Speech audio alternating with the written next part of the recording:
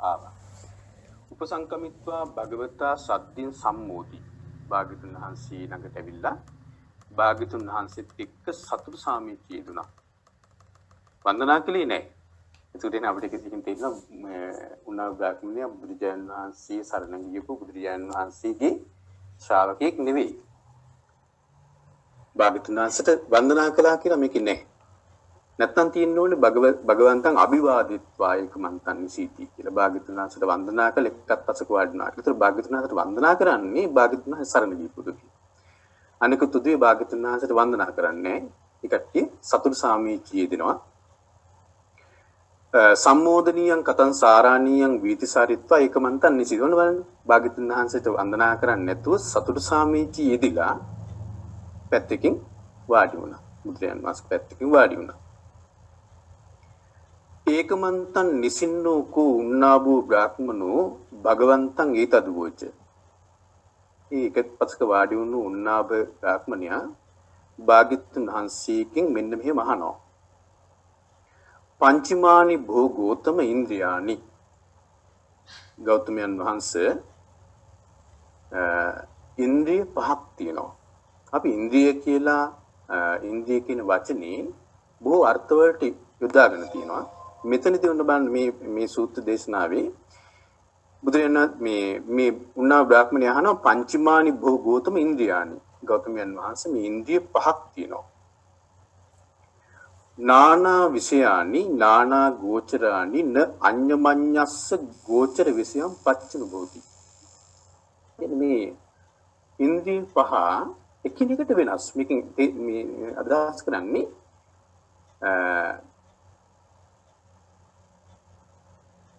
නානා විෂයානි එක එක විෂයන් මේ ඉන්ද්‍රියන්ට තියෙන්නේ. ඒ කියන්නේ එක ඉන්ද්‍රියක විෂය නෙමෙයි අනිත් ඉන්ද්‍රිය විෂය.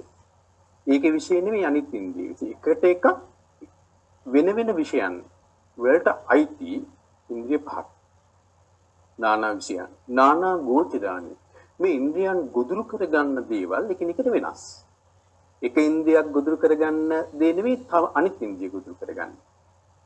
ඒ ඉන්ද්‍රිය ගොදුරු කරගන්න දේ නෙමෙයි අනිත් ඉන්ද්‍රිය ගොදුරු කරගන්න. ඒතර ඉන්ද්‍රියන් නානා ගෝචරානි. එක එක ඉන්ද්‍රිය එක එක දේවල් තමයි ගොදුරු කරගන්නේ. නානා ගෝචරානි. න අඤ්ඤමඤ්ඤස්ස ගෝචර විෂයං පච්චන භෝති. න අඤ්ඤමඤ්ඤස්ස ගෝචර විෂයං පච්චන භෝති කියලා කියන්නේ එක ඉන්ද්‍රියක් අනෙක් ඉන්ද්‍රියේ ගොදුර අනුභව කරන්නේ නැහැ. මේ කියන්නේ එක ඉන්ද්‍රියක් අනිත් ඉන්ද්‍රියේ ගොදුර අනුභව කරන්නේ නැහැ. අනිත් ඉන්ද්‍රියේ ගොදුර අර ඉන්ද්‍රියට ගෝචර නැහැ. කතමානි පංච මොකද්ද මේ පහ? චක්කු ඉන්ද්‍රියන්. ඔන්න ඔබට දැන් තේරෙනවා. චක්කු ඉන්ද්‍රියන්, සෝත ඉන්ද්‍රියන්, ගාන ඉන්ද්‍රියන්, ජීවහා ඉන්ද්‍රියන්, කාය ඉන්ද්‍රියන්. ඇස නම් වූ ඉන්ද්‍රිය, කන නම් වූ ඉන්ද්‍රිය, නාසය නම් වූ ඉන්ද්‍රිය, දිව නම් වූ ඉන්ද්‍රිය, කය නම් වූ ඉන්ද්‍රිය. ඉන්ද්‍රිය පහයි. දැන් අපි කෙනෙකුට තියෙන්නේ සලායතන කියලානේ.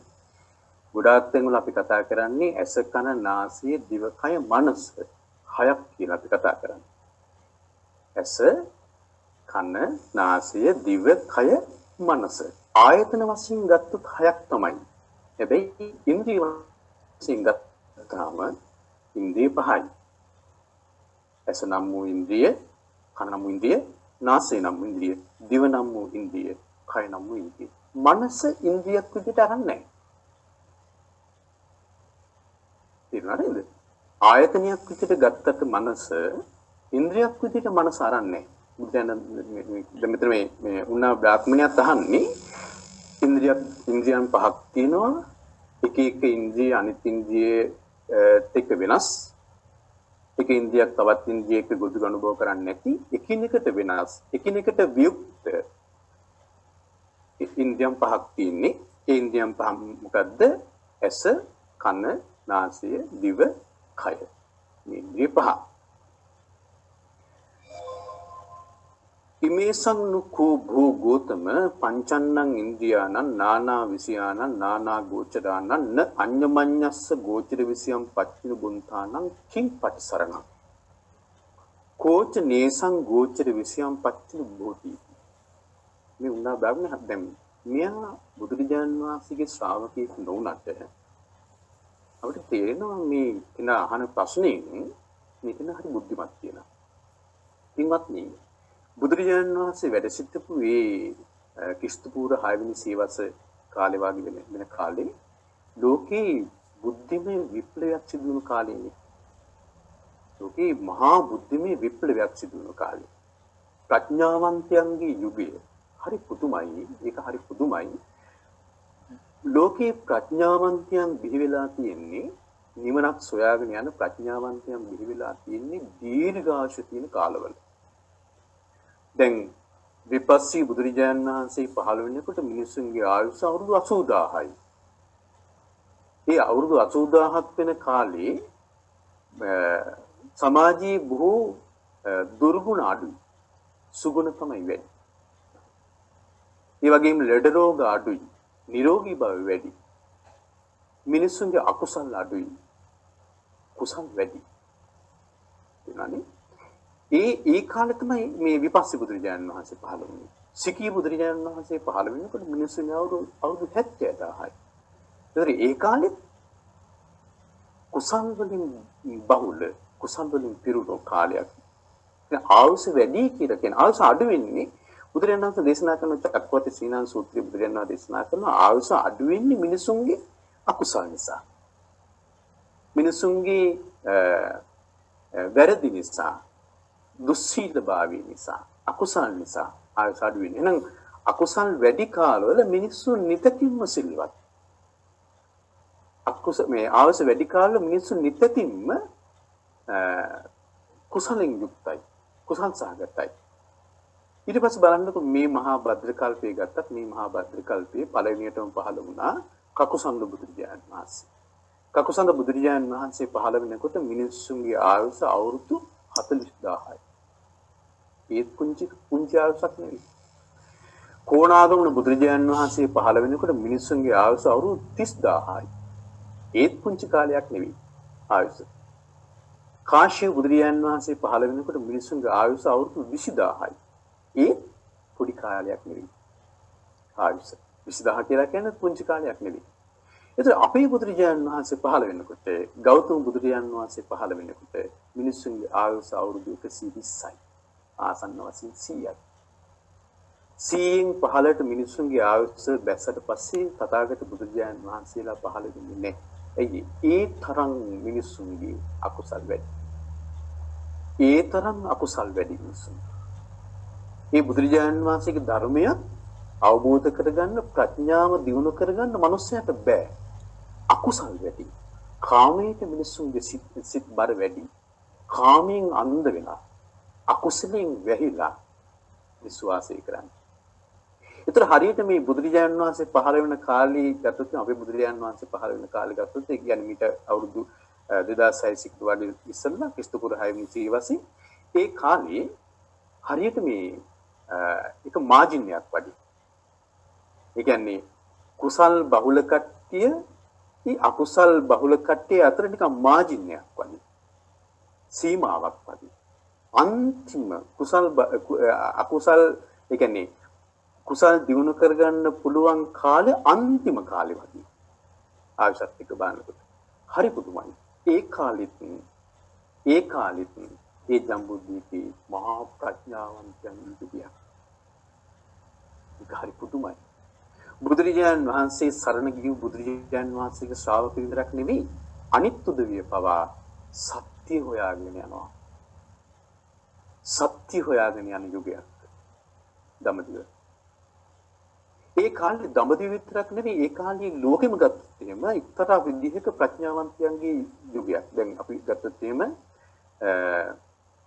දැන් යුරෝපයේ මිසරේ වගේ ගත්තොත් මිසරේ පැත්තේ ඉතාලියේ මේ පැත්තේ ගත්තොත් ඒත් ප්‍රඥාවන්තයන් ඒත් නොවැනතු උදේ ප්‍රඥාවන්තයන් කියලාම කියන්න බෑ අපි බුද්ධිමත් උදේ.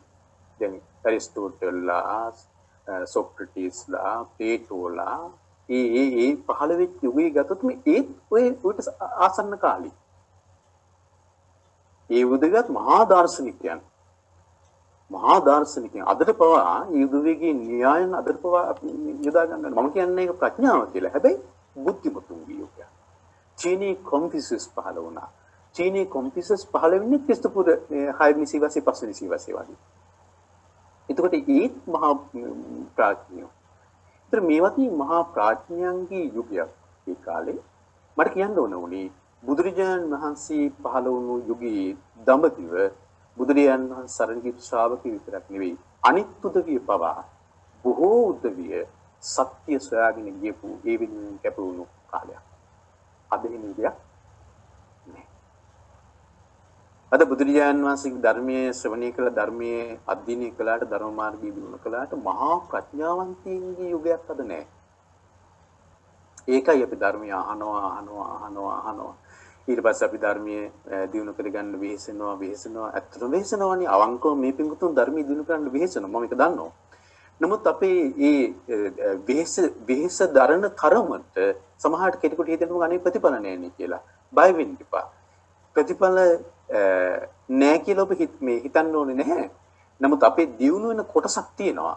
ප්‍රතිඵල නැති ඒක සමහර විට යුගයේ අවාසනාව. යුගයේ බලපෑම. නමුත් අපේ දියුණු වෙන කොටසක් තියෙනවා. ඒ තමයි ඉන්ද්‍රිය ධර්මයන් දියුණු වෙනවා. ඒතර යම් කාලයක බුදුරජාණන් වහන්සේගේ ශ්‍රාවකයන් ඉන්ද්‍රිය ධර්මයන් දියුණු කරයිද ඒ කියන්නේ මේ ඉන්ද්‍රිය නෙවෙයි. අසකරණාසී දිවකය කියන ඉන්ද්‍රිය නෙවෙයි. මේ ඉන්ද්‍රිය කියන මේකෙන් අදහස් කරන්නේ ශ්‍රද්ධා, විරිය, සති, සමාධි, ප්‍රඥා කියන මේ පංච ඉන්ද්‍රිය. අන්නේ ඉන්ද්‍රිය ධර්මයන් දියුණු වෙනවද? මේ ඉන්ද්‍රිය ධර්මයන් දියුණු වීම අපිට සසරට බලපානවා. දැන් ඔබ ගත්තොත් එහෙම කාශ්‍යප බුදුරජාණන් වහන්සේ කාලේ බහලා තියෙන කාශ්‍යප බුදුරජාණන් වහන්සේ කාලේ මේ බුද්ධ ශාසනය පිරිහිලා යන යුගයේ පිරිහිලා යද්දී අර පිරිසක් කල්පනා කරන්නේ අපි මේ බුද්ධ ශාසනයේ වේගින් පිළිලා යනවා අපි මේ ශාසනයෙන් ප්‍රතිඵල ලබන්න ඕන කියලා කැලේට ගිහිල්ලා වෙලා මේ උදවිය අර මහා පර්වතයක් උඩට ගිහිල්ලා මේ පර්වතයේ උඩට නැගලා ඉනිමග පෙරලා දැම්මන් ඉනිමග පෙරලා දාලා මේ අය බණ භාවනා කරන්න පටන් ගත්තා ධර්මයේ දිනු කරන්න පටන් ගත්තා සමාත සතිපට්ඨාන මේ වඩන්නේ නැති භාවනාව දිනු කරන්නේ නැති එතකොට මේ උදවියට ඒ කාලේ මේ ජීවිතේ ප්‍රයෝජනෙ ගන්න පුළුවන් වුණේ කියලා මාර්ගඵල ලබන්න පුළුවන් වුණේ දෙන්නෙකුට විතරයි.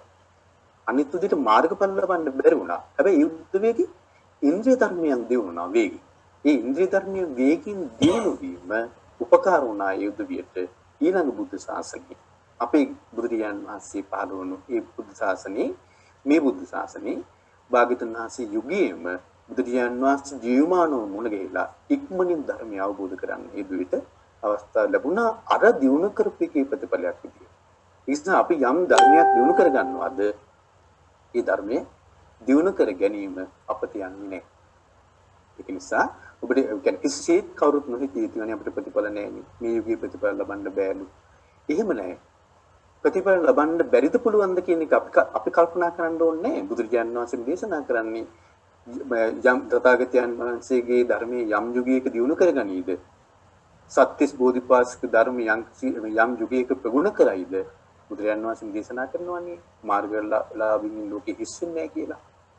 ඒතකොට මේ විදිහටම දිනු කරගන්න පුළුවන් නම් යම් කෙනෙකුට අපිට ධර්මයේ ප්‍රතිඵල ගන්න බැරිකමක් නැහැ. ඒක නිසා බැරිද පුළුවන්ද කියන එක අපතර කිරීම නෙවෙයි උමනා වෙන්නේ. අපි දිනු කර ගැනීමයි. මේ ජීවිතය අපිට බැරි වුණොත් මේක අපිට ඊළඟ මේ ජීවිතේ එහෙම නැත්නම් ඊළඟ ජීවිතේත් බැරිුණා කියන්නේ ඊළඟ බුද්ධ ශාසනය ඒවා ඉක්මනින් ධර්මය අවබෝධ කරගන්න එක උපකාරයක් වෙනවා. ඉතින් මට කියන්න ඕන උනේ පින්වත්නි මේ බුදුරජාණන් වහන්සේගේ සරණ ගියපු ශ්‍රාවකයෝ විතරක් නෙවෙයි බුදුරජාණන් වහන්සේ සරණ නොගියපු ශ්‍රාවකයෝ පවා මහා නුවණැති ප්‍රඥාවන්ත ප්‍රශ්න ඇහුවා. බුද්ධිමත් ප්‍රශ්න ඇහුවා. භාග්‍යවතුන් වහන්සේගෙන් ඇවිල්ලා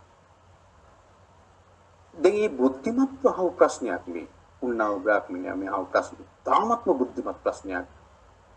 ඒ උන්නාව බ්‍රාහ්මණයා අහන්නේ මෙන්න මේ ඉන්ද්‍රිය පහට ඇස කන නාසය දිවකය නම් වූ මේ ඉන්ද්‍රිය පහට තියෙන පිළිසරණ මොකක්ද? ඒ ගොඩාක් බුද්ධිමත් ප්‍රශ්නයක්. මොකද්ද මේ ඉන්ද්‍රිය පහට තියෙන පිළිසරණ? මේ ඉන්ද්‍රිය පහ භුක්ති විඳින්නේ මේ ඉන්ද්‍රිය පහෙන් ගන්න අරමුණු භුක්ති විඳින්නේ කවුද කියලා අහන්නේ. ඉන්ද්‍රිය පහ ගොදුරු කරගන්න දේවල් භුක්ති විඳින්නේ කවුද කියලා අහන්නේ. බුදුරජාණන් වහන්සේ උත්තර දෙනවා පංචමානි බ්‍රාහ්මණ ඉන්ද්‍රියානි. බ්‍රාහ්මණය ඉන්ද්‍රිය පහක් තියෙනවා තමයි. නානා විෂයානි නානා ගෝචරානි න අඤ්ඤමඤ්ඤස්ස ගෝචර විෂයම් පච්චන බොන්ති. අර විදිහටම අර බ්‍රාහ්මණයා කියපු විදිහටම බුදුරජාණන් වහන්සේ දේශනා කරනවා බ්‍රාහ්මණය ඉන්ද්‍රිය පහක් තියෙනවා තමයි.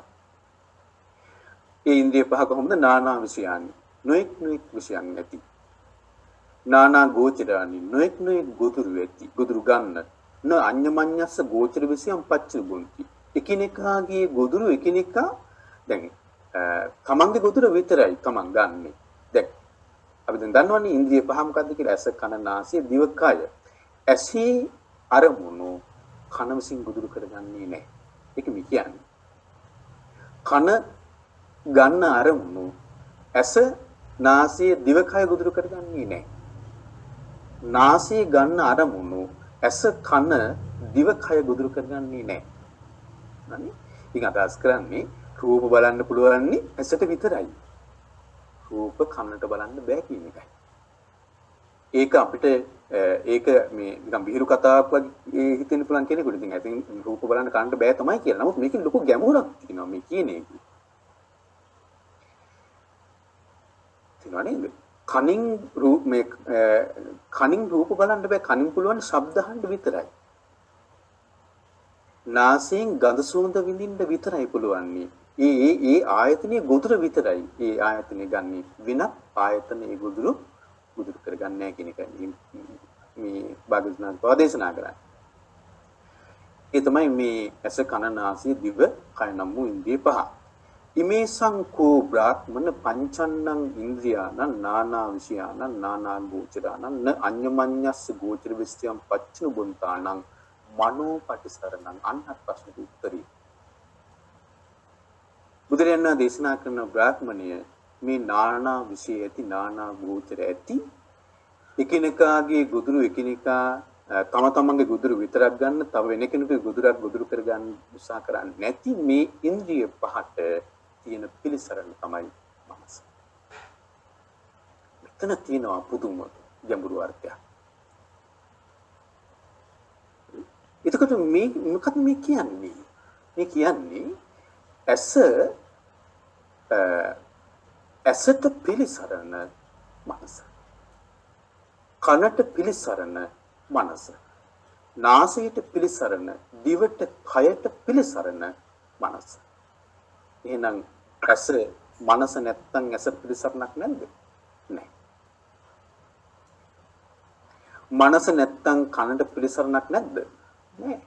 ඒකනේ බුදුරජාණන් වහන්සේ දේශනා කරන්නේ. නාසය නැත්තම් මනස නැත්තම් නාසයට පිළිසරණක් නැද්ද? නැහැ. මනස නැත්තම් දිවට කයට පිළිසරණක් නැහැ. කෙන අසරණයිද? අසරණයි. පිළිසරණක් නැත්තම් අසරණයි. පින්වත්නි, ඇසට රූප බලන්න බෑ. ඇසට රූප විඳින්න බෑ. ඇසට පුළුවන් මේ පුංචි දෙයක් කරන්න විතරයි. අපි දැන් අපි ඉස්සරහ රූපය දැන් ඇස ඉස්සරහ රූපයක් ආව කියන්නකො. ඇස ඉස්සරහ රූපයක් ආව. මේ රූපයක් තියෙද්දි අප සිද්ධ වෙන්නේ ඒ ඇසට අර රූපයේ වර්ණ සටහනක් ඇසේ පතිත වීම. ඇස කියලා කියන්නේ මෙතන ඇස කියලා කියනකොට අපි ගන්නවනේ චක්කු ප්‍රසාදේ කියලා.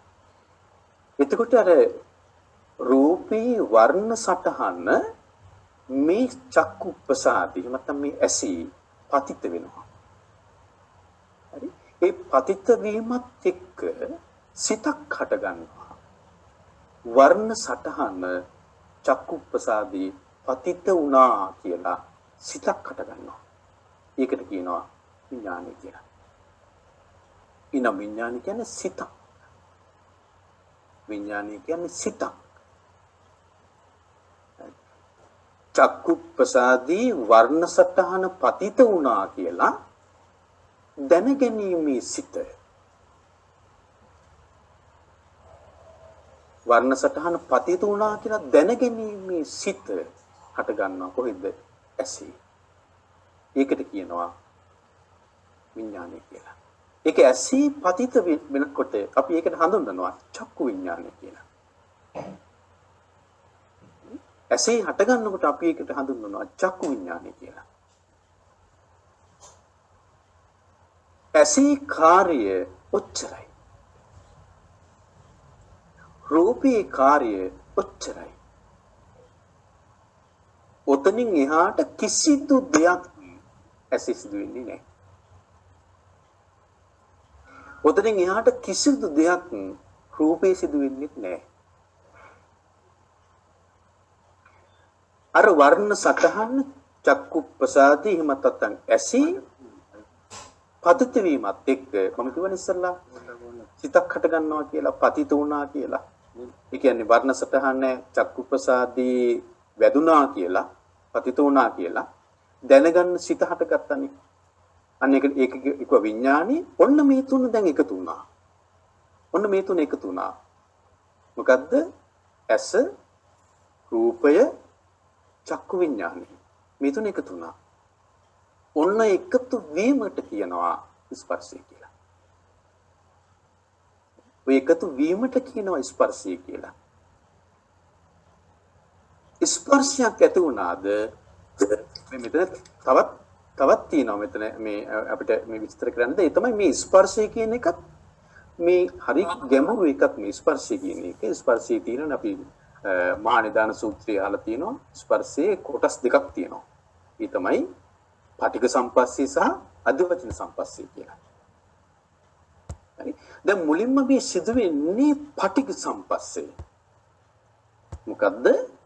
පටිඝ සම්පස්සේ. පටිඝ සම්පස්සේ කියලා කියන්නේ අර රූපේ වර්ණ සටහන නැත්නම් වස්තුවේ වර්ණ සටහන චක්කු ප්‍රසාදී පතිත වීම. ඒ පතිත වීමත් එක්ක ඒ පතිත වුණා කියලා ඒ වර්ණ සටහන ඇසී බැඳුනා කියලා දැනගන්නා සිත. මෙතන තියෙන්නේ ස්පර්ශය. මේ ස්පර්ශය අතරින් කියනවා පටිඝ සම්පස්සේ. ඒතර මෙන්න මේ ස්පර්ශය ඇති වුණාද ස්පර්ශය ඇතිවීමත් එක්ක ඔන්නේ ස්පර්ශය හේතු කරගෙන හට ගන්නවා විඳීම. වේදනා. ඒ ස්පර්ශය හේතු කරගෙන හට ගන්නවා සංඥා. වේදනා සංඥා. ඒ ස්පර්ශය හේතු කරගෙන හට ගන්නවා චේතනා. වේදනා සංඥා චේතනා. ඒ තුනම ස්පර්ශය හේතු කරගෙන හටගන්නේ. එතන තවත් දෙකක් තියෙනවා. ඒ තමයි මානසිකාරය. මානසිකාරය කියලා කියන්නේ අර දැන් ඇසේ පතිත වෙලා ඇසේ අර වර්ණ සටහන පතිත වෙලා ඒ වර්ණ සටහන පතිත වුණා කියලා දැනගන්නා වූ සිත ඇති වුණාට පස්සේ ඒක අපි ආපහු ඒ සිද්ධිය මනසට නංව ගන්න ඕනි. ඒ මනසට නංවා ගැනීම තමයි මානසිකාරය කියලා. අතනින් අර සිද්ධිය ඉවරයි. එතකොට ඒ ඇසත් නිරුද්ධ වෙලා ගියා. රූපයත් නිරුද්ධ වෙලා ගියා. ඒ හටගත්තා වූ විඥානියත් නිරුද්ධ වෙලා ගියා. ඒ විඥානේ ඒ තුනම නිරුද්ධ වෙලා ඒ ශණියම නිරුද්ධ වෙලා ගියා. ඒ නිරුද්ධ වෙලා ගිය බුද්ධි අපි කියවන ඉස්සල්ලා මනස තමයි පිළිසරණ කියලා. දැන් මේක මනසට නංව ගන්න ඕනි. ඒක තමයි මනස්කාරය. වේදනා සංඥා චේතනා මානසිකාර. අතන ස්පර්ශයක් හේතු වුණා. මේ ටිකට අර තුනේ මේ සිදුණු ස්පර්ශයක් හේතු වුණා. වේදනා සංඥා චේතනා පස්ස මානසිකාර. මේක කියනවා නාම කියලා. මේ පහට කියනවා නාම කියලා. වේදනා සංඥා චේතනා පස්ස මානසිකාර. මේ නාම ධර්මයන් ටික හට ගන්නකොට ඇසත් නිරුද්ධ වෙලා ඉවරයි. රූපයත් නිරුද්ධ වෙලා ඉවරයි. ඒ මොහොතේ හටගත්තු චක්කු විඥානියත් නිරුද්ධ වෙලා ඉවරයි. හැබැයි මෙතන තියෙනවා මොකද්ද? අධිවචන සම්පස්සේ කියන්නේ මෙන්න මේ ටිකට. අර රූප කායේ අධිවචන සම්පස්සේ. අර රූපකායි අධිවචන සම්පස්සේ මේ අධිවචන සම්පස්සයත් එක්ක තමයි ඉතුරු ටික ඔක්කොම සිද්ධ වෙලා යන්නේ. මේ අධිවචන සම්පස්සයත් එක්ක තමයි ඉතුරු ටික සිද්ධ වෙන්නේ. මේ අධිවචන සම්පස්සෙම තමයි ඉතුරු ටික. වේදනා සංඥා දැන් ඔන්න ඇසට අර දැන් ඇසත් නිරුද්ධ වෙලා ඉවරයි ඉන්නේ. ඒ හටගත්තු ඇස නිරුද්ධ වෙලා ඉවරයි. එතන ආයතනීය කෘත්‍යයක් නෑ දැන් ඇසි. ඒක නිරුද්ධ වෙලා ඉවරයි. අර වර්ණ සටහන පතිත වීම විතරයි ඇසට කරගන්න පුළුවන් නේ. ඇස නිරුද්ධ වෙලා ඉවරයි. හරි. වර්ණ සටහනක් ඇසී පතිත කිරීම විතරයි රූපයට කරන්න පුළුවන්. ඒකත් නිරුද්ධ වෙලා ඉවරයි. ඊට පස්සේ ඇසේ වර්ණ සටහන පතිත වුණා කියලා දැන ගැනීම විතරයි විඥානයි කියලා කියන්නේ. ඒකත් නිරුද්ධ වෙලා ඉවරයි. ඒකත් සිදු වෙලා ඉවරයි. හැබැයි ක්‍රියාදාම ඉවර නැහැ. ක්‍රියාදාම ඉවර නැහැ. ක්‍රියාදාම ඉවර නැහැ. දැන් ඔන්න තියෙනවා තව මොකද්ද? රූපකායි අධිවචන සම්පස්සේ. රූපකායි අධිවචන සම්පස්සේ. ඒ වෙනකොට අර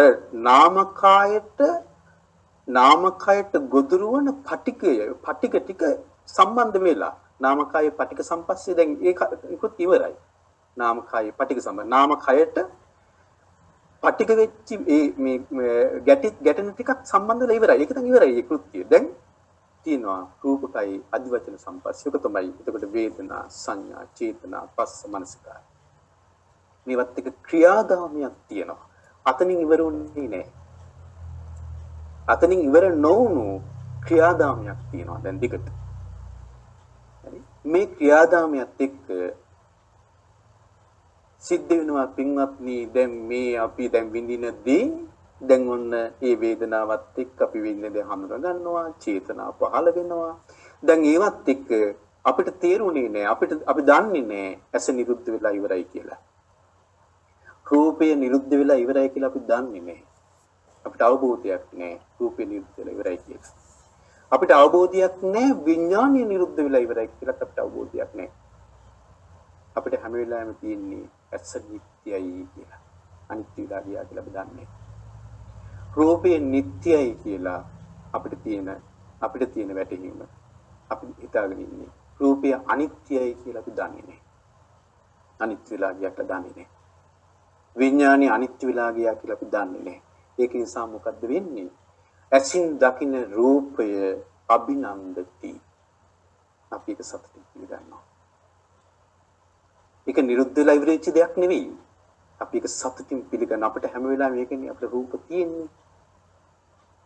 දැකපු රූප දැකලා නිරුද්ධ වුණා කියන අවබෝධයක් නැති නිසා අපිට රූප තියෙනවා. හරි? ඇස ආයතනික කෘත්‍ය කරලා ඉවෙන්නේ ඇස නිරුද්ධ වුණා කියලා අවබෝධයක් නැති නිසා අපිට ඇස තියෙනවා.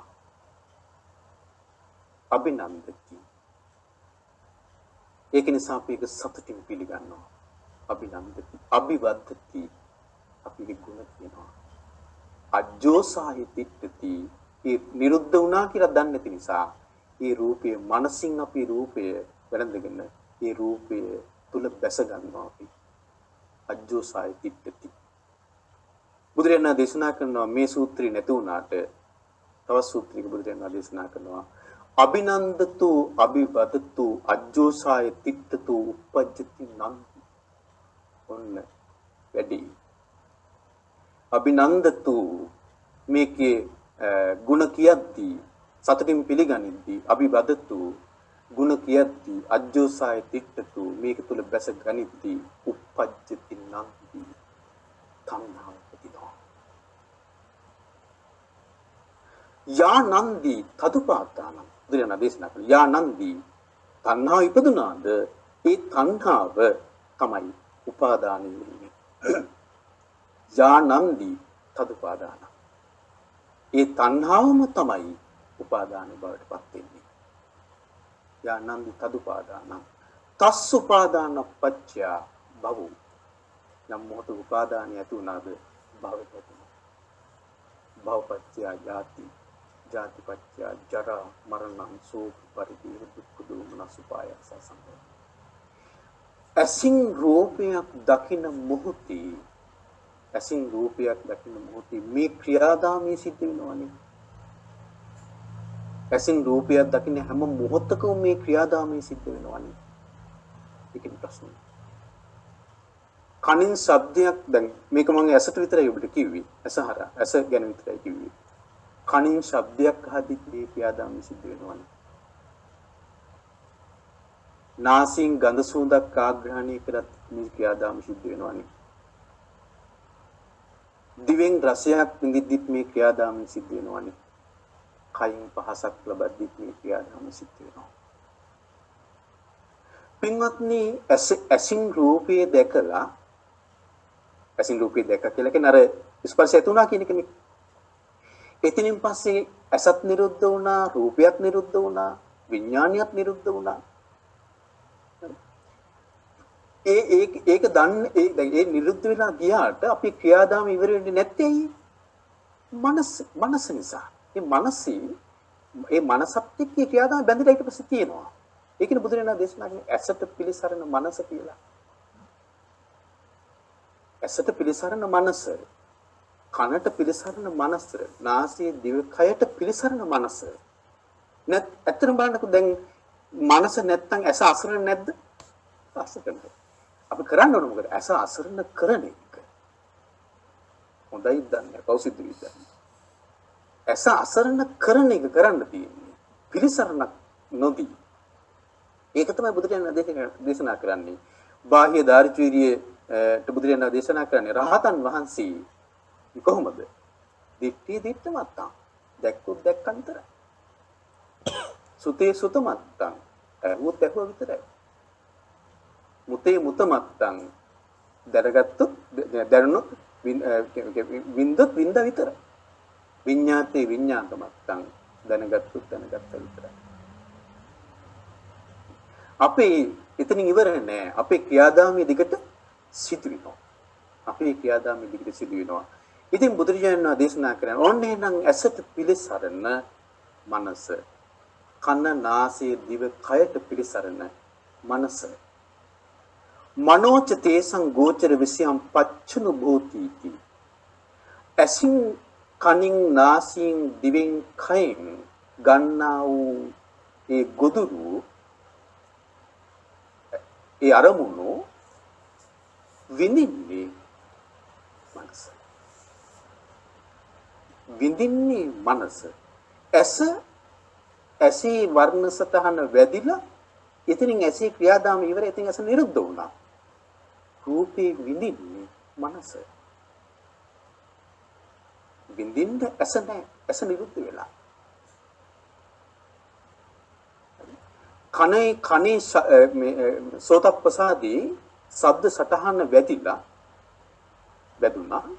වැදුනා කියන සිත ඇති වුණා. ඒකට කියනවා විඥානය කියලා. සුත විඥානය කියලා. එතන කනේ කෘත්‍ය ඉවරයි. කනේ ආයතනීය කෘත්‍ය ඉවරයි. ඒකෙන් අදහස් කරන්නේ කන විනාශ වෙනවද කියන එක නෙමෙයි. කනේ ආයතනීය කෘත්‍යයක් නැහැ. එතන ඒ කන ආයතනයක් නෙවෙයි. ආයතනීය කෘත්‍යය ඉවරයි. නිරුද්ධ වුණා. ශබ්දයක් නිරුද්ධ වුණා. හොඳට බලන්නකෝ දැන් ඔන්න අපි හිතුව මෙහෙම සීනුවක් ගන්නවා කියලා හිතන්න. සීනුවක් ගන්නවා. ටංගල සීනුවක් ගැහුවට පස්සේ එක වතාවක් සීනුව ගන්නවා කියලා හිතන්නකෝ. දැන් ඔන්න ඒ සීනු හඬ, ඒ සීනුවේ හඬ කණේ වැදුනා. සෝත ප්‍රසාදී වැදුනා.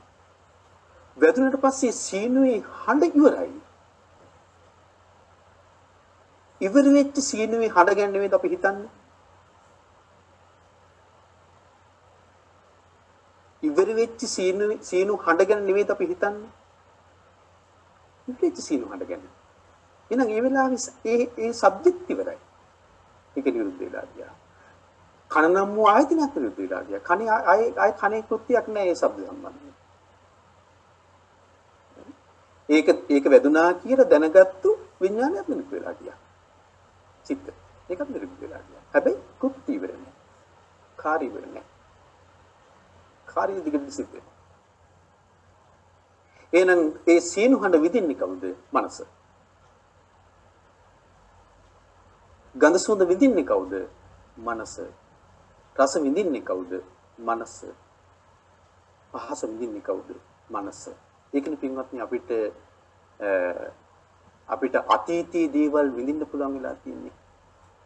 අතීතී දැකපු රූප අපිට තවමත් පුළුවන් ඒ රූප විඳින්න. අතීතයේ අහපු ශබ්ද තවමත් පුළුවන් ඒකෙන් අපිට විඳින්න පුළුවන් ඒ ශබ්ද. දැන් ඒ ශබ්ද නැහැනේ. ඒක නිරුද්ධ වෙලා ගියා. නිරුද්ධ වෙලා ගියාට අපිට විඳින්න පුළුවන් නේ. අතීතයේ දැකපු දැන් මම කැනඩාවේ ඉන්නකොට ඊය අවුරුදු කැනඩාවේ ඉන්නකොට අපි සුසන්ත මහත්තයලා එහෙම අපි මේ කට්ටිය ඇවිදින්න කියන්නේ හරියට ගොඩක් ඒ ඇවිදින්න කියලා ගොඩාක් තැන්වල අපි මේ ඇවිදින්න ගියා. ඉතින් ඒ දේවල් අපිට තාමත් මතකයි.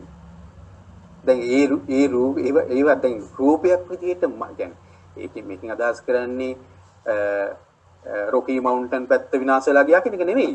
මට ඒක රූපයක් වෙන්නේ මගේ ඇසට ඒක ලක් වෙන මොහොත විතරනේ මට ඒක රූපයක් වුනේ. එතන ඒ මොහොතේ පංච උපාදානස්කන්ධය මාතල හටගන්නේ. ඒක මට පංච උපාදානස්කන්ධයක් වෙන්නේ මේ මොහොතේනේ. ඒකෙන් අදහස් කරන්නේ කන්ද විනාශ වුණා කියන එක නෙවෙයිනේ. මට ඒක පංච උපාදානස්කන්ධයක්. මට ඒක රූපයක් බවට පත් වෙන්නේ මේ මොහොතේ. ඒක දැන් ඒ රූපයේ මාතුලේ පංච උපාදානස්කන්ධ නිරුද්ධලා ඉවරනේ දැන් මේ වෙලාවේ. මේ මොහොතේ නිරුද්ධලා ඉවරනේ. නමුත් මට දැන් ඒක විඳින්න පුළුවන් නේ. විඳින්න පුළුවන් කොහොමද ඒක විඳින්නේ? මනස. මනස. ඇසින් දැකපු රූපය දැමුත් අපි විඳිනවා. එහෙනම් ඇසට පිළිසරණ දැමුත් මනස. කනින් අහපු ශබ්ද අපි දැමුත් විඳිනවා. කනට පිළිසරණ මනස. නාසයට දැනු ගඳ සුවඳ දැමුත් අපි විඳිනවා. නාසයට පිළිසරණ මනස. දිවට දැනුණු රස දැමුත් අපි විඳිනවා. දිවට පිළිසරණ මනස. කයට දැනුණු පහස දැමුත් අපි විඳිනවා. කයට පිළිසරණ මනස. එනං ඔන්න ඇස කන නාසය දිව කය මේ ආයතනවල ඒ අරමුණු විඳින්නේ කවුද? මනස. බුදුරජාණන් දේශනා කරනවා මනස විඳින්නේ කියලා. මනස්ස පන භෝ ගෝතම කිං පටිසරණන්ති. මේ අර උන්නාව බ්‍රාහ්මණය ආපෝ බුද්ධිමත් ප්‍රශ්නයක් අහනවා. ඒ තමයි සම ගෞතමයන් වහන්සේ මනසට පිළිසරණ මොකක්ද? දැන් ඇස කන නාසය දිව කයට පිළිසරණ මනස කිව්වා. දැන් අහනවා මනසට පිළිසරණ මොකක්ද? බුදුරජාණන් වහන්සේ ලස්සනට උත්තරයක් දෙනවා. මනසට පිළිසරණ සතිය, සිහිය. මනසට පිළිසරණ සිහිය, සතිය. මොකක්ද ඒකෙන් කියන්නේ? දැන් මේ ඔය උච්චර වෙලාවක් කියපු ටික සසරට අයිති. ටිකත් එක්ක තමයි මේ සසර යන්නේ. සසර ගමන හැදෙන්නේ. සසර යන්නේ ඔන්න ඔය ටිකත් එක්කයි. හරි? මනසට සිහිය පිළිසරණ කරගන්න නැති තාක් මනසට සිහිය පිළිසරණ කරගන්නේ නැති තාක් අපි ඇස කන නාසය දිව කයට මනස පිළිසරණ කරගන්නේ සසර යනවා. සසර ගමන යනවා. මනසට සිහිය පිළිසරණ කරගන්නවා කියන්නේ මෙන්න මේ ක්‍රියාදාමය පින්වත්නි මේ ටික සිහියෙන් යුක්තව දකින්නවා කියන එකයි. මේ ටික සිහියෙන් යුක්තව දකින්නවා කියන එකයි මනසට සිහිය පිළිසරණ කරගන්නවා කියලා කියන්නේ. සතිපට්ඨාන සූත්‍රයේ මහා සතිපට්ඨාන සූත්‍රයේ ධම්මානුපස්සනාවේ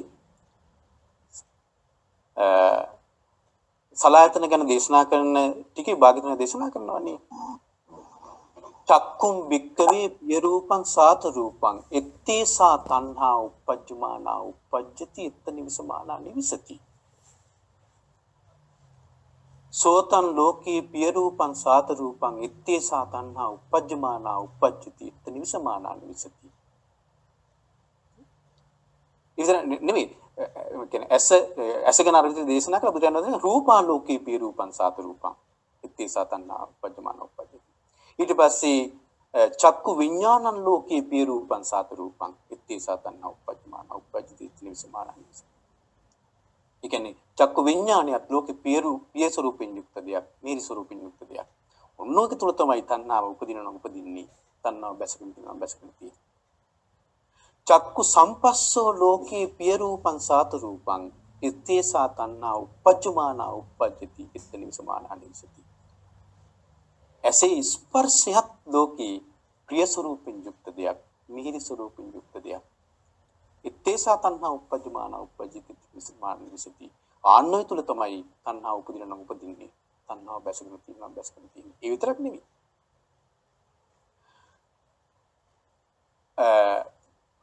ඇසේ ස්පර්ශය ගැන කියන භාගතුන ඊට පස්සේ දේශනා කරනවා රූප වේදනා ලෝකේ පිය රූපං සාත රූපං. රූප විඳීම ලෝකේ ප්‍රිය ස්වරූපෙන් යුක්ත දෙයක්, මිහිරි ස්වරූපෙන් යුක්ත දෙයක්. ඉත්තේ සාතන්නා උපජ්ජමානා උපජ්ජිතිත්තනි සමානානිසති.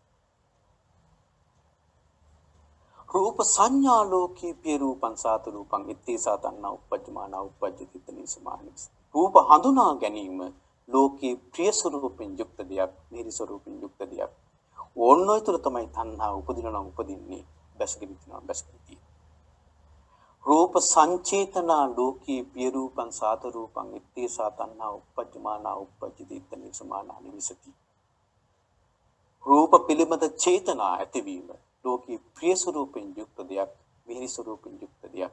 ඔය තුල තමයි තණ්හා උපදින්නේ, බැසගෙන තියෙන්නේ. ඒ විතරක් නෙවෙයි. රූප විතක්කෝ ලෝකේ පිය රූපං සාත රූපං ඉත්තේ සාතන්නා උපජ්ජමානා උපජ්ජති ඉත්තනි. රූප පිළිබඳ විතර්ක කිරීම. ඒ විතරක් නෙවෙයි. රූප විචාරෝ ලෝකේ පිය රූපං සාත රූපං. රූප විචාර. දැන් බලන්න.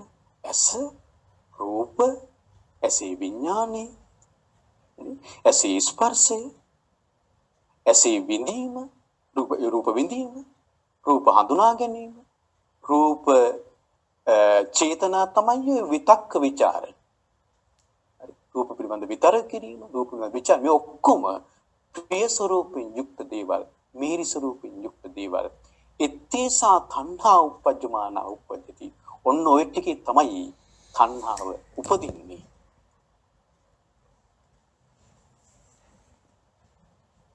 නිවිසමානා නිවිස තණ්හාව බැසගෙන තියෙන ඔය ටිකේ. ඔය විදිහටම කන්ටක් දේශනා කරනවා. නාසය දිවකය මනස දේශනා කරනවා. ඊට පස්සේ බුදුරජාණන් දේශනා කරනවා මේ ඇස ප්‍රිය ස්වරූපෙන් යුක්ත දෙයක්, මිහිරි ස්වරූපෙන් යුක්ත දෙයක්. ඒ ඇස තුල උපදින තණ්හාව තමයි නිරුද්ධ කළ යුත්තේ. ඇස තුල උපදින තණ්හාව තමයි නිරුද්ධ කළ යුත්තේ කියලා භාග්‍යවතුන් වහන්සේගෙන් දේශනා මහා සතිපට්ඨාන සූත්‍රය. රූප තුල උපදින තණ්හාව තමයි නිරුද්ධ කළ යුත්තේ. ඇසේ විඥානයේ තුල උපදින තණ්හාව තමයි නිරුද්ධ කළ යුත්තේ. හරි. ඒ ස්පර්ශ තුල උපදින තණ්හාව තමයි නිරුද්ධ කළ යුත්තේ. ඊට පස්සේ විඳීම තුළ උපදින තණ්හාව තමයි නිරුද්ධ කළ යුත්තේ. ඒ චේතනාවල උපදින තණ්හාව තමයි නිරුද්ධ කළ යුත්තේ. ඒ විතරක තුළ, ඒ ਵਿਚාර තුළ උපදින තණ්හාව තමයි නිරුද්ධ කළ යුත්තේ. හරි. તો මොකද මේ තේරෙන්නේ? ඔතන තමයි ප්‍රශ්නේ තියෙන්නේ. බලන්නකෝ. අභිනන්දතෝ අභිවතතෝ අජ්ජෝසාය තිට්ඨතෝ uppajjati නන්දි. අන්නර ටික අභිනන්දනා කරනකම්, ಗುಣ කියනකම්, ඒ තුළ බැස ගන්නකම් උපදිනවා නන්දිය. නන්දි කියන්නේ තණ්හාව. උපදිනවා තණ්හාව. යත් නන්දි තදුපාදන. ඒ තණ්හාව තමයි උපාදාන වෙන්නේ. ඔන්න සසර. උපාදාන පත්‍ය භව, භව පත්‍ය ජාති, ජාති පත්‍ය ජරා. එනම් මේ හැම මොහොතකම මේ ක්‍රියාවලිය සිද්ධ වෙනවා. සතිය, සිහිය පිළිසරණ නොවීම නිසා. මනස විතරක් පිළිසරණ කරගෙන යාම නිසා. බුදුරජාණන් දේශනා කරන මනසට පිළිසරණ සිහිය, සිහියෙන් යුක්තව දැකීම තමයි සතිපට්ඨාන සූත්‍රයේ බුදුරජාණන් දේශනා කරන. මෙන්න මේ ටික තමයි සිද්ධ වෙන්නේ. ඒක සිහියෙන් යුක්තව දකින්න. මේ ටික තමයි සිද්ධ වෙන්නේ. ඒක සිහියෙන් යුක්තව දකින්න. ඒ දකින්නකොට මොකද්ද වෙන්නේ? අනපිනන්දතෝ. නිරුද්ධ වෙලා ගියපු දෙයක්, අනිත්‍ය වෙලා ගියපු දෙයක් අනබිනන්දතෝ ඒක අපි සතුටින් පිළිගන්නේ නැහැ. දැන් නිට්ටය වූ ස්ථිර වූ ආත්ම වූ දෙයක් විදිහට පිළිගන්නේ. ඒක නිරුද්ධ වෙලා ගියා. එතකොට යම් දෙයක් දැන් ඒක නිරුද්ධ වෙලා ගියා කියන්නේ මොකද? අනිත්‍ය වෙලා ගියා. අනිත්‍ය බව නොවැටහීමනේ ප්‍රශ්නේ. අනිත්‍ය බව වැටහුණා නම් අනිත්‍ය වූ දේ තුල තමයි දුක හටගන්නේ. යම්පනානිච්චං දුක්ඛං වාතං සුඛං වාති. යමක් අනිත්‍ය නැක දුකයි සැපයිද? දුක්ඛං බන්ති දුකයි. එහෙනම් අනිත්‍ය දේ තුල තමයි අනිත්‍යදී අනිත්‍ය වීම නෙවෙයි දුක. අනිත්‍යදී නිට්ටය කියන සංකල්පය තුල අපි ඉන්නවා. ඒක තමයි දුක හටගන්නේ. එහෙනම් අනිත්‍යදී අනිත්‍යයි කියලා දැනගත්තට පස්සේ ඒ තුල නිට්ටය වූ සංකල්පයට අපි ඉන්නේ නැහැ. ඒ තුල නම් අනිත්‍ය වීම නිසා හටගන්නා වූ දුක හටගන්නේ. යම්පනානිච්චං දුක්ඛං විපරිණාම ධම්මං කල්ලන්නතං සමනුපස්සිතුං ඊතම්මම ඒසෝහමස්මි සුභයත්තාති. යමක් අනිත්‍ය නම් දුක නම් වෙනස් වෙන ස්වභාවයටයි නම් ඒක මම කියලා මගේ කියලා මගේ ආත්මය කියලා පිළිගන්න පුළුවන්ද කියලා අහනවා. බුදුරජාණන් දේශනා කරනවා. බෑ. එන එක අනාත්මයි. ඒක අනාත්මයි. එහෙනම් ඔන්න මේ ටික හොඳට දන්නවා නම් ඇස අනිත්‍ය විලා ගියපු දෙයක්, ඇස අනිත්‍යයිති දෙයක්, රූපය දකින්න රූපේ වර්ණ සටහන චක්කුප්පසාදී පතිත වෙනකොටම එතන කාර්යය ඉවරයි. ඇසත් අනිත්‍ය වෙලා ගියා, රූපත් අනිත්‍ය වෙලා ගියා කියලා, විඥානියත් අනිත්‍ය වෙලා ගියා කියලා. හරි? ඒ මොහොතේ ඒ තුන එකතු ස්පර්ශයත් ඒ මොහොතේම අනිත්‍ය වෙලා ගියා. ස්පර්ශයත් අනිත්‍ය වෙලා ගියා. අපි සිහියෙන් කළ යුත්තේ ඒ විඳීම නිත්‍ය වශයෙන් නොසලකීම. වේදනා සංඥා චේතනා පස්ස මේ දේවල් වල තියෙන නිත්‍ය සංඥාව අයින් කරගන්නවා. ඒ අයින් කරගන්න නම් අපි ඒ ටික අයින් කරගන්න නම් කල යුත්තේ ඇස අනිත්‍ය වෙලා ගියා කියන එක තේරුම් ගැනීම. කන නාසය දිව කය මනස මේ අනිත්‍ය වෙලා ගියා කියන එක තේරුම් ගැනීම. රූප ශබ්ද ගන්ධ රස පහස මේ අනිත්‍ය වෙලා ගියා කියන එක තේරුම් ගැනීම. චක්ක විඥානයේ සෝත විඥානයේ ගාහන විඥානයේ ජීවහා විඥානයේ කාය විඥානයේ මේ අනිත්‍ය වෙලා ගියා කියන එක තේරුම් ගැනීම. ඒක අනිත්‍ය වෙලා ගියා කියලා තේරුම් ගත්තට පස්සේ ඔන්න ඒකේ අපි අභිනන්දනා කරන්න දෙයක් නැහැ. අනබිනන්දතෝ සත්‍ය පිළිගන්නේ ඒවා නිත්‍ය වූ දේවල් කියලා. ඒවා හේතු ප්‍රත්‍යයෙන් හටගත්තු හේතු සකස් වෙනකොට සකස් වුණු හේතු නැති වෙනකොට නැති වෙලා තිබු දේවල් විතරයි. යංකින්ච සමුදය ධම්මං සබ්බන්තං නිරෝධ ධම්මං. හේතු ප්‍රත්‍යයෙන් හටගත්තා වූ සියලුම දේවල් හේතු නැති වෙලා යනකොට නැති වෙලා යනවා. ඒ වගේ ධර්මතාවයක් මේ ලෝකේ තියෙන්නේ කියලා. ලෝකේ කියන්නේ මොකද්ද? ඇස කරන ආසී දිවක මනස. උච්චන ලෝකී. වෙන මොකද්ද ලෝකී? එහෙනම් මේ ලෝකේ තියෙන්නේ මොකද්ද? යං කිංචි සමුදය ධම්මං සබ්බන්තං නිරෝධ ධම්මං. හේතු ප්‍රත්‍යයෙන් හටගන්නා වූ දී හේතු නැති වෙලා යනකොට නැති වෙලා යන ස්වභාවයක් ධර්මතාවයක්. ඕන ඔය ටික තේරුම් ගන්නවා නම් මොකෙන් තේරුම් ගන්න සිහියෙන්. සතිපට්ඨානෙ සිහියෙන්. ඒකනේ බුදුරජාණන් දේශනා කරන්නේ.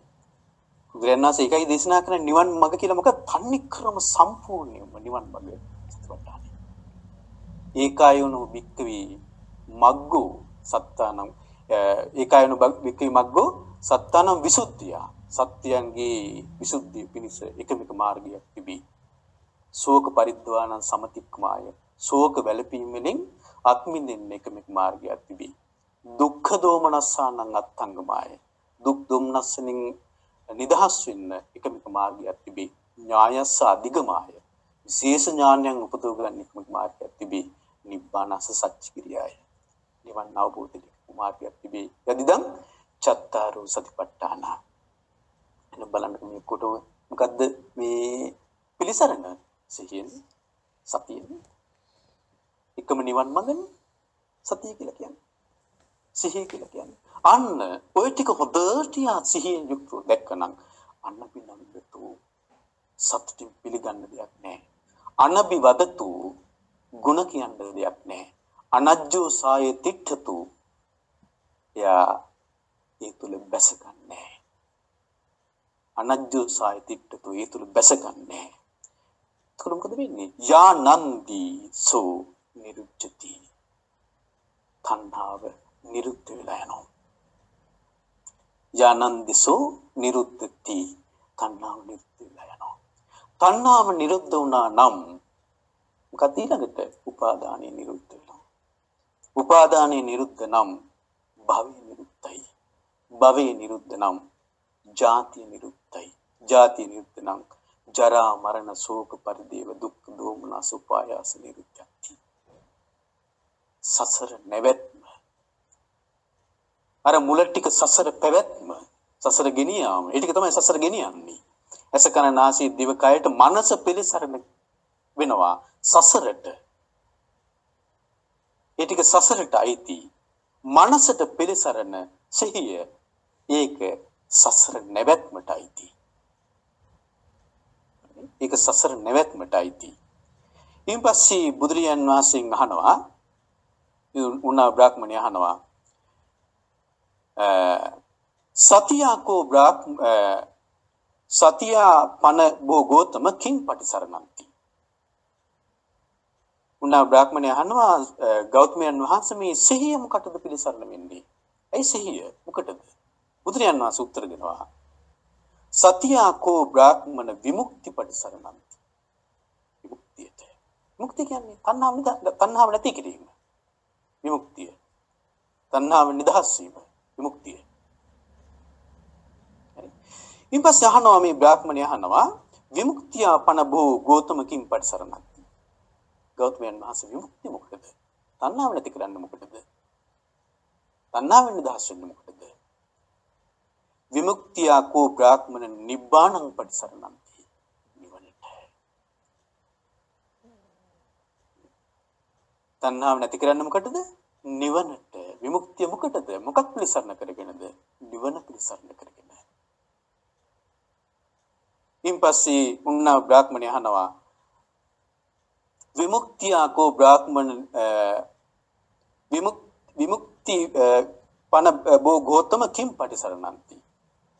විමුක්තිය මොකක් පිළිසරණ කරගෙනද?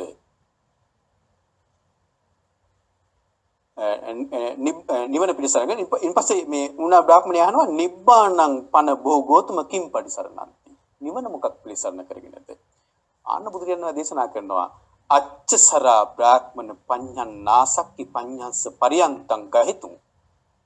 බ්‍රාහ්මණය ඔබට ප්‍රශ්න ඇහිීමේ සීමාව තේරුම් ගන්න බැරුණා නේද? අපිටත් තව වෙනවා සමහර විට. ප්‍රශ්න ඇහිීමේ සීමාව අපිට තේරුම් ගන්න බැරුණා නේද?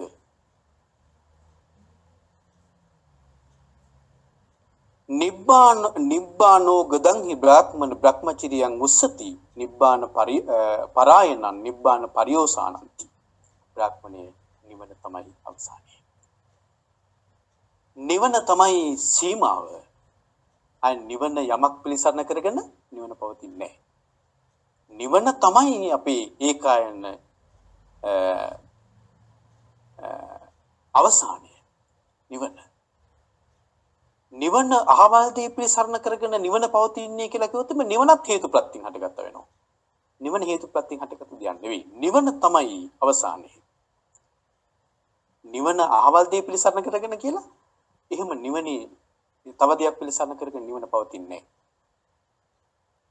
ඒක තමයි අවසානය.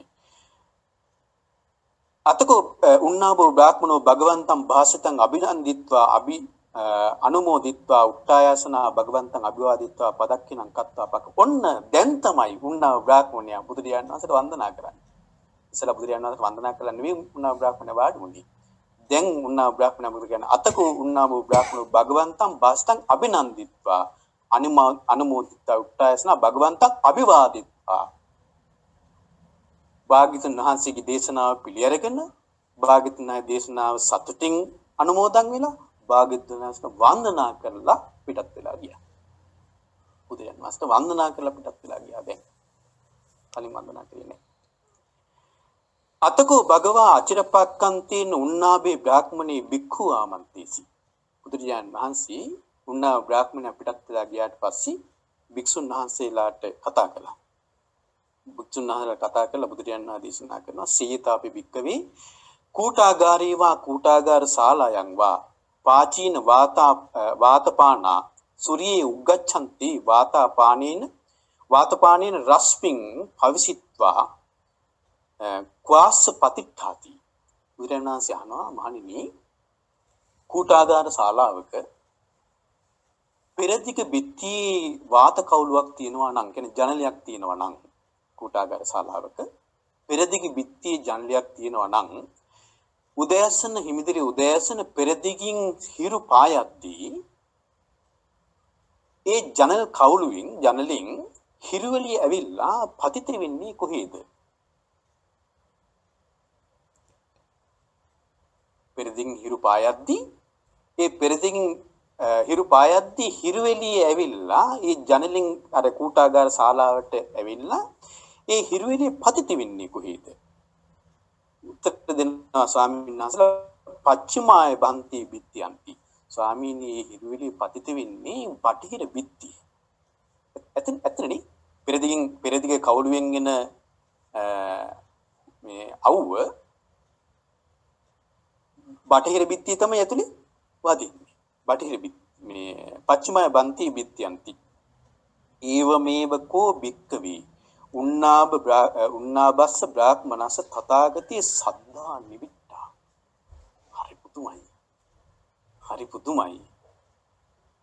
සද්ධා නිවිට්ඨා මූල ජාතා පතිට්ඨිතා දල්ලා අසංහාරියා සමනේනවා බ්‍රාහ්මේනවා දේවේනවා මාරේනවා බ්‍රහ්මුණාවා කේනචිවා ලෝකස්මි. මහණෙනි ඔය උන්නා බ්‍රාහ්මණයා නැගිටලා ගියේ අර හිරු රශ්මිය හිරු එළිය බටහිර බිත්තියේ මනාව පතිත වෙන්නා වගේ. ඊ වගේ තථාගතයන් වහන්සේ කෙරෙහි ශ්‍රද්ධාව පිහිටලා උන්නා බ්‍රාහ්මණයා අතරින් නැගිටලා ගියේ තථාගතයන් වහන්සේ කෙරෙහි ශ්‍රද්ධාව පිහිටලා සද්ධා නිවිට්ඨා මූල ජාතා මුල් ඇදලා ශ්‍රද්ධාව මුල් ඇදලා මූල ජාතා පතිට්ඨිතා දල්හා අසංහාරියා සමනීනවා ප්‍රකරණ මනාකොට ශක්තිමත් ඒ ශ්‍රද්ධාවේ පිහිටලා උතින් නැගිටලා ගියේ. බුදුරජාණන් දේශනා කරනවා සමනේනවා බ්‍රාහ්මේනවා දේවේනවා මාරේනවා බ්‍රහ්මුණාවා කියන ඔය ශ්‍රද්ධාව සොලවන්න උන්නා බ්‍රාහ්මණයාගේ තථාගතයන් වහන්සේ කෙරෙහි ඇතිවුණු ශ්‍රද්ධාව ඒ මුල් බැසගත්තු ඒ මනාකොට පිහිටපු ශ්‍රද්ධාව සොලවන්න කිසිම ශ්‍රමණයෙකුටවත් බ්‍රාහ්මණයෙකුටවත් දෙවියෙකුටවත් මාරයෙකුටවත් බ්‍රහ්මයෙකුටවත් මේ ලෝකේ කාටවත් බැරි විදිහට ශ්‍රද්ධාව පිහිටලා වෙයි. බලන්න අර එතන මේ ධර්ම දේශනාව මොනතරම් ප්‍රබලද? භාග්‍යතුන් වහන්සේගෙන් උන්නා බ්‍රාහ්මණය අහපු ප්‍රශ්නෙත් ඒ වගේම මහා මේ ප්‍රඥාවන්ත නොවැනති කෙනෙක් අහන ප්‍රශ්නයක්. භාග්‍යතුන් වහන්සේකට දුන්නු උත්තරේ මොනතරම් ප්‍රබලද? ප්‍රබල උත්තරයක්ද? මුළු ධර්මයේම කැටි කරගත්තු උත්තරයක්. මුළු ධර්මයේම කැටි කරගත්තු උත්තරයක්. ආයතන 6 ගැනම තියෙනවා. පංච උපාදානස්කන්ධ තමයි අතන සකස් වුණේ. පංච උපාදානස්කන්ධය ගැන තියෙනවා. දැන් ඇසින් රූපේ බලද්දි එතන හැදෙන්නේ මොකද්ද? පංච උපාදානස්කන්ධය. රූප වේදනා සංඥා සංකාර විඥාන පංච උපාදානස්කන්ධය. මේ පංච උපාදානස්කන්ධය ඒ මොහොතේම නිරුද්ධ වෙලා යනවා. මේ පංච උපාදානස් හටගත්තු පංච උපාදානක මේ මොහොතේම නිරුද්ධ වෙලා යනවා.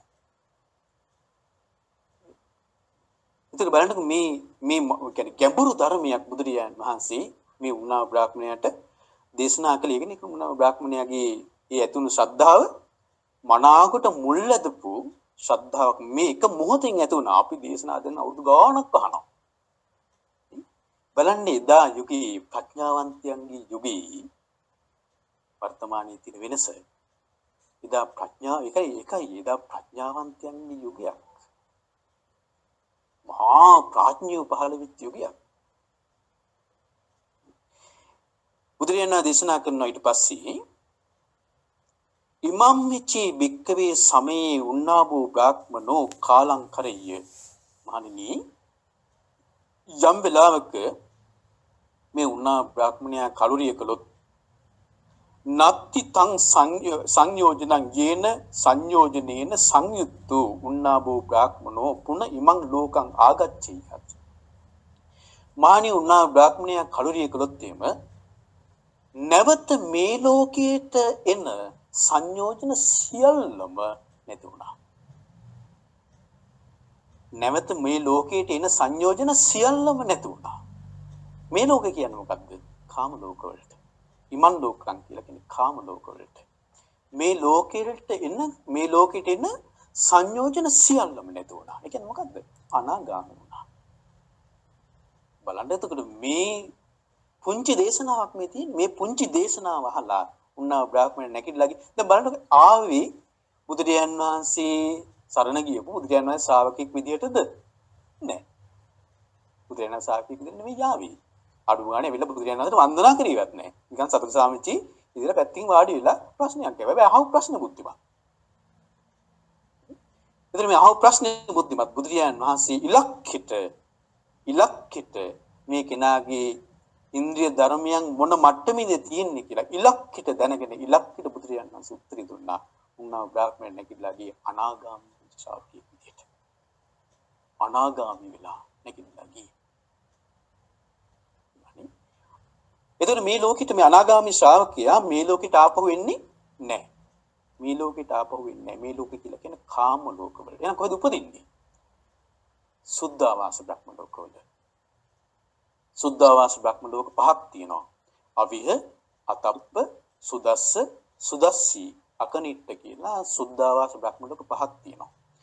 අනාගාමී උදවිය ගිහිල්ලා උපදින්නේ ආන්නේ සුද්ධාවාස බ්‍රහ්ම ලෝකවල.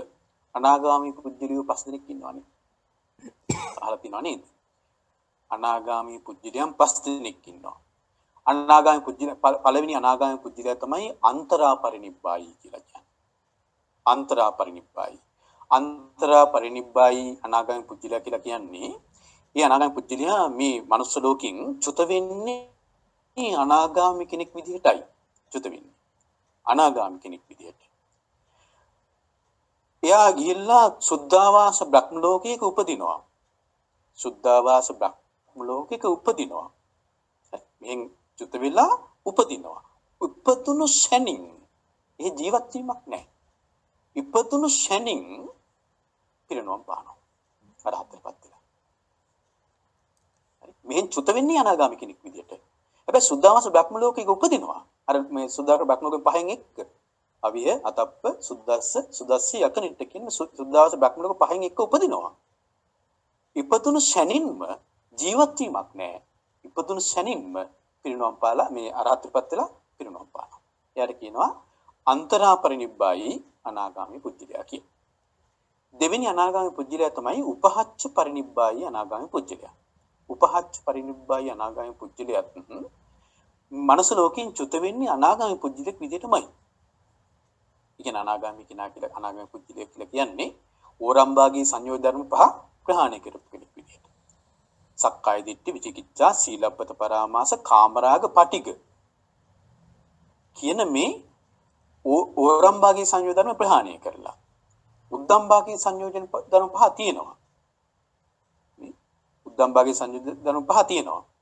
රූප රාග, අරූප රාග, මාන, දිට්ඨි, අවිජ්ජා කියන මේ සංයෝජන ධර්ම පහ තියෙනවා.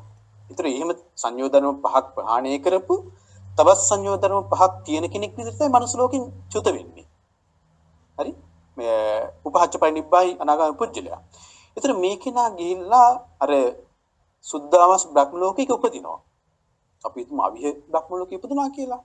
අවිහ බ්‍රහ්ම ලෝකෙ ඉපදිලා අවිහ බ්‍රහ්ම ලෝකේ විඳින්න තියෙන පරමාංශ වලින් කොටසක්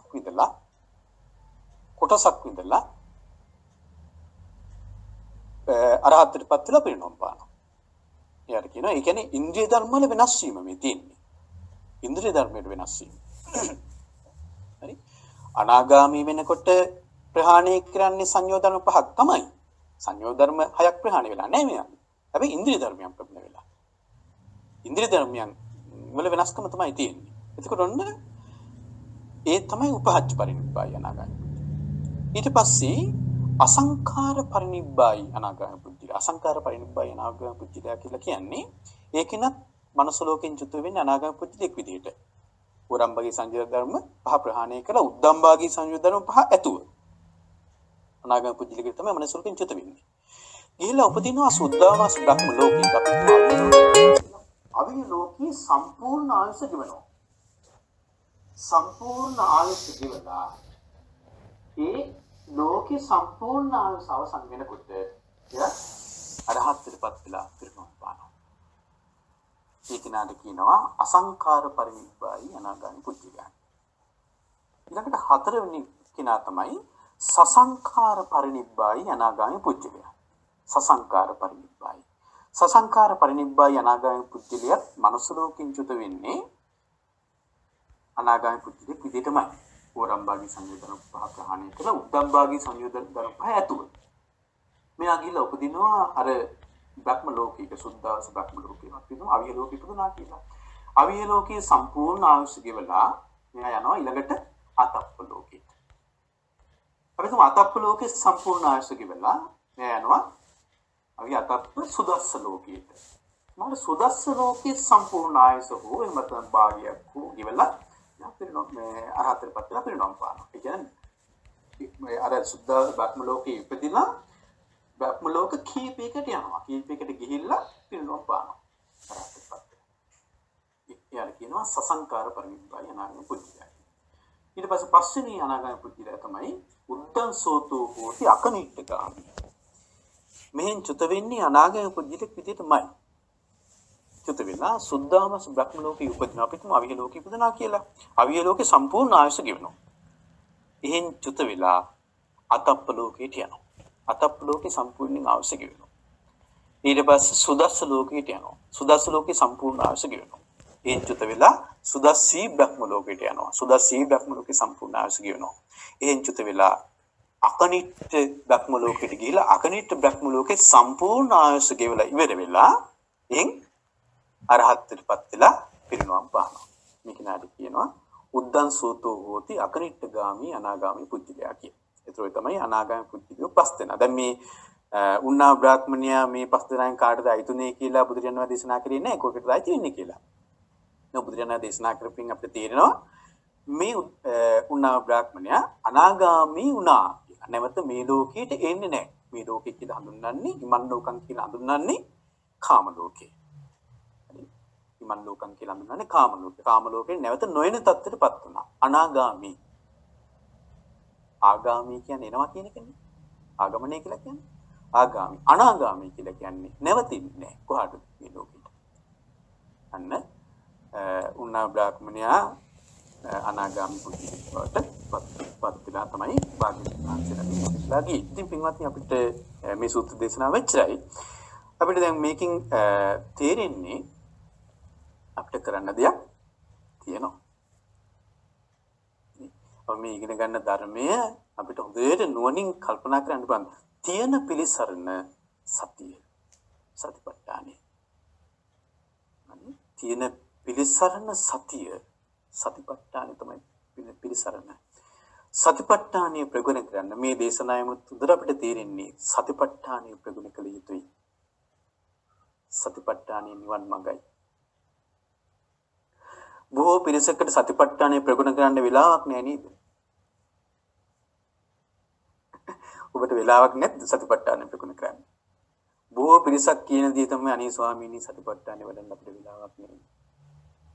ඒ උදේ හිතන්නේ සතිපට්ඨානය වඩනවා කියලා කරන්න තියෙන්නේ. හරියට මේ ඕන්න රැකියාවට ගිහිල්ලා හරි අසාවට ගිහිල්ලා ඇවිල්ලා ගෙදර ඇවිල්ලා නාලා උයලා දරුවන්ට කන්න දීලා ටීවී බලලා ඔක්කොම කරලා කාමරය ඇතුළට ගිහිල්ලා කකුල් දෙක සෝදගෙන ඇඳට ගිහිල්ලා කකුල් දෙක මේ දරන ගහගෙන කරන එකක් කියලා සතිපට්ඨානෙ වඩන එක. එහෙම දෙයක් නෙවෙයි සතිපට්ඨානෙ වඩනවා කියලා කියන්නේ. සතිපට්ඨානෙ වඩන බුද්ධිමත් කෙනාට නුවණැති කෙනාට ප්‍රඥාවන්ත කෙනාට ජීවිතී සතිපට්ඨානෙ.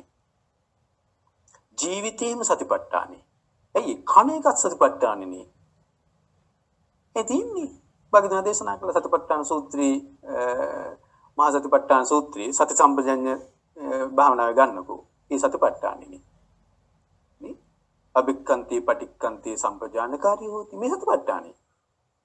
ආලෝකිතේ විලෝකිතේ සම්පජානකාරී හොති ඉදිරිය බලනවා අටපිට බලනවා සිහිනුවණින් සතිපට්ඨානේ. සම්මිඤ්ඤිතේ පසාරිතේ සම්පජානකාරී හොති අතපය දිගාරි දිහකොළුව දින්ද ගණිත හිට ගණිත මේවා සතිපට්ඨාන. ඊට පස්සේ අසිතේ පීතේ කායිතේ සායිතේ මේ සම්පජානක අසිතේ පීතේ කායිතේ කන බොනකොට තම පානීය කරද රස විඳින්ති සිහිනුවණින් ඒ දේ කරනවා සතිපට්ඨානෙ. ඊට පස්සේ ඇඳුම් අදිනකොට සිවුර පොරවනකොට ස්වාමීන් වහන්සේලා නම් සිවුර පොරවද්දී නේ දී ගැටෙන ඇඳුම් අදිද්දී මේ දේවල් කරනකොට සිහිනුවණින් කරනවා සතිපට්ඨානෙ. ඊට පස්සේ උච්චාර පස්සාව කම්මේ සම්පජානකාරී හොති. වැසිකිළියට කියලා වැසිකිළි කිස කරනකොට පවා සිහිනුවණින් මේ දේ කරනවා සතිපට්ඨානෙ. ගතේ තිතේ නිසින්නේ සුත්තේ ජාගරිතේ භාසිතේ තුන්හි භාවේ සම්පජානකාරී. ගතේ කියලා කිව්වේ ඇවිදිද්දී. තිතේ කියලා කිව්වේ හිතගෙන සිටිද්දී. තිතේ නිසින්නේ වාඩි වී සිටිද්දී. සුත්තේ නිදාගෙන සිටිද්දී. ජාගරිතේ නිදි වරමින් සිටිද්දී. භාසිතේ කතා කරද්දී. තුන්හි භාවේ නිශ්ශබ්දව සිටිද්දී. සම්පජානකාරී උත් සිහිනුවණින් ඉන්නවා. මේ ඔක්කොම මොකද්ද? සතිපට්ඨානේ. මේ ඔක්කොම සතිපට්ඨානේ. විතර ඔබට කණ්ඩ වෙලාවක් තියනවද? කණ්ඩ වෙලාවක් තියෙනවා නම්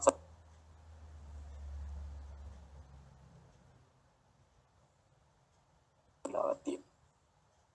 ඊළඟට ඔබට නිදා ගන්න වෙලාවක් තියෙනවා නම් සතිපට්ඨානේ වඩන්න වෙලාවක් තියෙනවා. ඊට පස්සේ ඔබට වැඩට යන්න වෙලාවක් තියෙනවා සතිපට්ඨානේ වඩන්න වෙලාවක් තියෙනවා. ඇවිදින්න වෙලාවක් තියෙනවා සතිපට්ඨානේ වඩන්න වෙලාවක් තියෙනවා. ඔක්කොම බුද්ධිමත් කෙනාට ප්‍රඥාවන්ත කෙනාට ජීවිතී සතිපට්ඨානේ සිහිනුවණින් මේ දී කිරීම. ඒ සිහිනුවණ අකුසල් ප්‍රහාණය කරමින් කුසල් වඩන්න සිහිනුවණ. ඉතින් ඒක නිසා පින්වත්නි හොඳට සිහිනුවණ දිනු කරගන්න උත්සාහ කරන්න. භාග්‍යතුන් වහන්සේ කෙරෙහි ශ්‍රද්ධාව උපදවා ගන්න. භාග්‍යතුන් වහන්සේ වදාළ ධර්මයේ කෙරෙහි ශ්‍රද්ධාව උපදවා ගන්න. ශ්‍රාවක සංඝයා කෙරෙහි ශ්‍රද්ධාව උපදවා ගන්න. භාග්‍යතුන් වහන්සේ වදාළ ධර්මයේ හොඳට ඉගෙන ගන්න. ඒ ධර්ම මාර්ගයේ දියුණු කරගන්න. සිහිනුවණ හොඳට දියුණු කරගන්න. ඔබට මේ කොරෝනා වැදිලා තියෙන මේ ලෝකෙටම වසංගතයක් වෙලා තියෙන වසංගතත්වයක් උදා වෙලා තියෙන මේ කාලේ ඔබට මේ වසංගතයට අහු වෙලා අනේ අපි අසරණයි කියලා ඉන්න ඕනි නෑ. ඔබ ධර්මයේ ඉගෙනගෙන තියෙනවා. ඒ ධර්මිය ඔබ පිළිසරණ කරගන්න. භාග්‍යවතුන්ගේ ධර්මයේ. ඉතින් අපිට ශ්‍රද්ධා රූපහානිය ඔස්සේත් බොහෝ ධර්මිය විපුතුත් ඉගෙන ගන්න අවස්ථාව ලැබෙනවා. ලස්සන ධර්ම දේශනා වටිනා ධර්ම දේශනා අහන්න අවස්ථාව ලැබෙනවා. ඉතින් අපි ඉස්සරහටත් අපි අවස්ථාව ලැබුණොත් භාග්‍යවතුන්ගේ ධර්මය අපි ආමු ශ්‍රවණය කරමු. ඔබට ධර්මයේ කියා දෙන්නම් ඉස්සරහට අවස්ථාව ලැබුණොත් ලැබෙන වෙලාවට. ඉතින් අපි මං හිතන්නේ ගිය සැරේ වස්වසන් නොයි ආවා. ආයමත් එන්නම් කියලා හිටවන්න කොරෝනා ප්‍රශ්නේ නේ. ඒකත් එක්ක ඒ අවස්ථාව නැතිලා ආය කවදා ලැබෙයිද දන්නේ. ඉතින් ඒක නිසා මේ පිංගුතුන් නමුත් මේ පිංගුතුන් අසරණ නැහැ. භාග්‍යවතුන් වහන්සේගේ ධර්මය මේ පිංගුතුන්ට තියෙන නිසා. ඉතින් මේ පිංවත් හැමදෙනාටම ඒ උතුම් ශ්‍රද්ධාව දිනු කරගෙන භාග්‍යවතුන් වහන්සේ කෙරෙහි ශ්‍රද්ධාව දිනු කරගෙන ජීවිතයේ සිල්වත් කරගෙන හොඳට ජීවිතයේ සිත සමාධිමත් කරගෙන සතිපට්ඨානෙ වඩමින් මේ නිවන් මාර්ග දිනු කරගන්න හැමදෙනාට වාසනාව ලැබේවා. මේ හැමදෙනාට මේ ගෞතම බුදුසසුනේ තුම් චතුරාර්ය සත්‍ය ධර්මය අවබෝධ කරගන්න වාසනාව උදා වෙත්වා. සාදු සාදු සාදු